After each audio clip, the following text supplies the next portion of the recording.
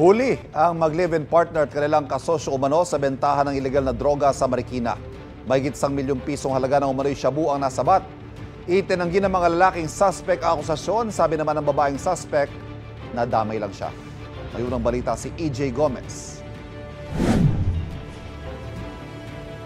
Nang pasukin ng mga operatiba ng Marikina Police ang bahay na ito sa Barangay Concepcion 1 noong Martes ng gabi, agad inaresto ang 3 nagtutulak umano ng iligal na droga. Nabilhan sila ng droga ng pulis na nagpanggap na buyer sa buy-bust operation. Kayo ay may karapatang manahimik. Ano man ang inyong sabihin ay maaaring gamitin pabor o laban sa inyo sa alinmang hukuman. Ayon sa pulisya, 3 linggong minanmana ng mga operatiba ang grupo. Yung dalawa doon ay mag-asawa.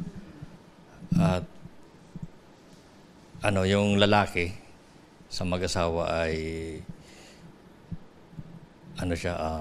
HBI, high value individual. Then yung isang lalaki ay street level individual.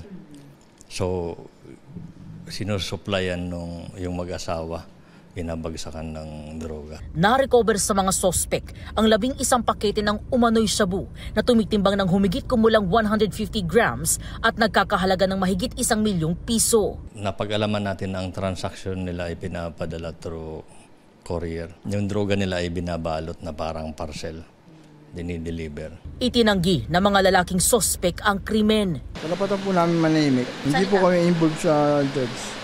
Sa droga. Sir, totoo po ba na kayo ay involved sa kalakalan ng illegal na droga? May karapatan po kami manahimik dyan, ma'am. Ayon naman sa babaeng sospek na damay lang siya.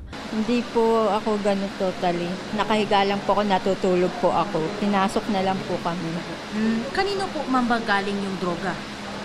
No comment na lang po, ma'am. Sa records ng pulisya, dati nang nakulong ang isa sa mga lalaking sospek, habang ang isa pa naugnay na rin daw dati sa droga. Yung mag-asawa, yung lalaki, ay may kaso siyang theft.